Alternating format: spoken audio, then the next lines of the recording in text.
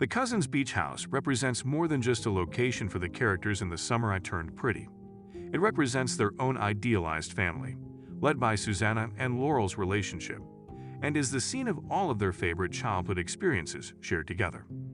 It makes logical that Conrad is skipping exams and that Jeremiah, Belly, Stephen, and even Taylor have all traveled long distances to protect the beach house from their Aunt Julia's cold-hearted for sale sign.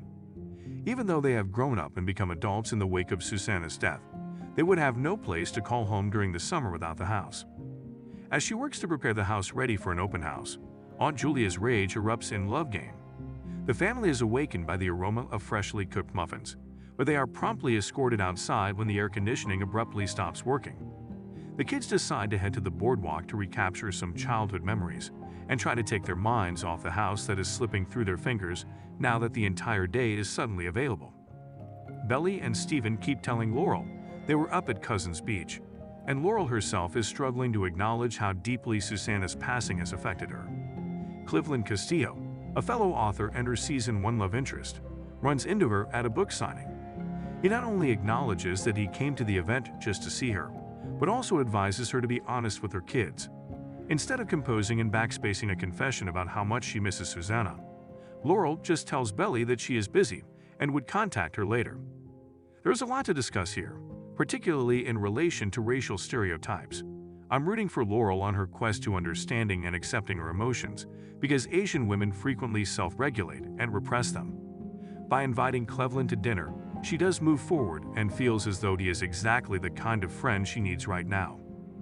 Belly arranges for cousin Sky, who observes that they are non-binary, to accompany them on the trip to the boardwalk so that Jeremiah and Conrad may get to know their cousin better and perhaps learn why Aunt Julia is pushing the sale of the property so quickly.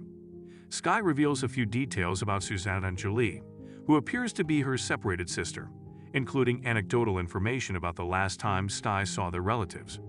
After their grandpa passed away, it was Christmas, and Susanna wanted to enjoy the perfect holiday. Julia, however, intended to take advantage of the reunion to clear the air about the past. Sky also says that Susanna wasn't a saint in Aunt Julia's eyes, and there's a lot more to be discovered about the two sisters, who obviously harbored resentment for one another.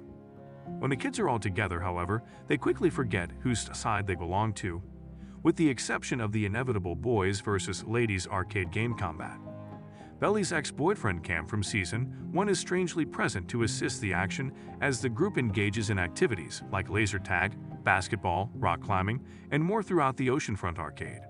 The entire day is a throwback to summers past, and it allows Belly to reflect on her childhood friendships with Conrad and Jeremiah. Conrad always treated her like a child, and she thinks he still does, as shown by her outburst at him about not being 13 anymore, and Jeremiah was always a dependable friend, willing to sacrifice a week of socializing to stay with her when she was ill. The contradiction permeates the entire episode and comes to a head when Belly's team loses and she is made to ride the Tower of Terror, an attraction that makes people throw up. Jeremiah informs her that she doesn't have to do it alone and boards the ride with her. As it steadily climbs and then abruptly descends, the two of them squeeze each other's hands. The triangle of love. It's healthy and alive.